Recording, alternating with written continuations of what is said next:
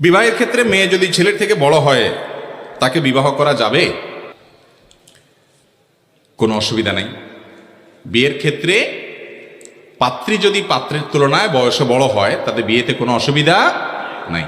সচরাচর বা সাধারণ সমবয়সী বা বয়সে একটু ছোট এইরকম মানুষগুলো বিবাহ করাই হলো আদাহ, এবং এটাই হলো নিয়ম।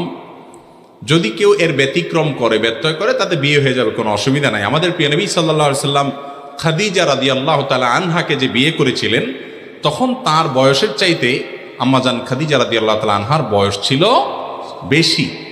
অতএব সেখান থেকে বোঝা যায় নিজের চাইতে বা পাত্রের চাইতে পাত্রীর বয়স বেশি হলে বিয়েতে কোনো অসুবিধা নাই। এসব বিষয়গুলোকে আমরা অনেক সময় অনেক বড় করে দেখি। এত বড় বিষয় না। হ্যাঁ, সচরাচর বা স্বাভাবিকভাবে সময় বয়সী বা একটু নিজের চাইতে বয়সে কম হলে ম্যাচ করে, সুবিধা হয়, কিন্তু এটা সবসময় জরুরি না। একটু ব্যতিক্রম হলেও কোনো অসুবিধা। আজকাল আমরা এগুলোকে এমন শক্ত বানিয়ে ফেলেছি যে একজন পাত্র উপযুক্ত পাত্রী পেয়েছে, হয়তো বয়সের ডিফারেন্স খুব বেশি নাই, সব দিক থেকে পারফেক্ট আছে, শুধুমাত্র আপনার সমান সমান বয়সের, খুব কাছাকাছি বয়সের এই অজুহাতে মুরব্বীরা ওই বিয়ে কোনোভাবে হতে দেন না। আছে না নাই?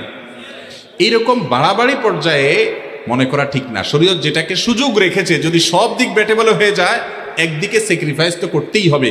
এই ক্ষেত্রে বয়সের দিক থেকে স্যাক্রিফাইস করার মানসিকতা থাকা উচিত। আমরা আসল দিকটা দেখি না, সব নকল দিকটা দেখি। আসল দিক কোনটা ভাই? আসল দিক হলো পাত্র হোক আর পাত্রী হোক আর তার দিনদারি, তার মনুষ্যত্ব, তার মানবিক গুণাবলী, সে আল্লাহকে চিনে কিনা, আল্লাহর সাথে তার কানেকশনটা, লেভেলটা কিরকম, সে মুত্তাকি কিনা, পরহেজগার কিনা, তার খুঁটাটা কোরআন হাদিসে বাঁধা আছে কিনা।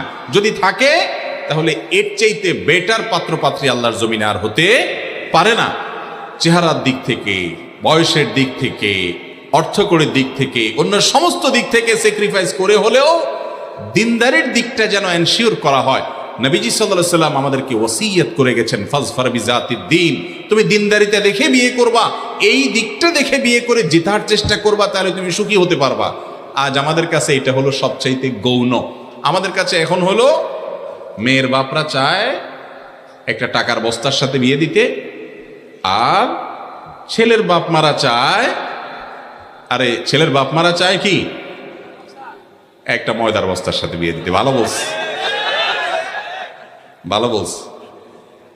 ছেলের বাপ মা চায় টাকার বস্তা, আর মেয়ের বাপ মা চায় ময়দার বস্তা, অর্থাৎ রূপ লাবণ্য, বাহ্যিক সৌন্দর্য। ভাইরে, এগুলো চলে যায়, থাকে না।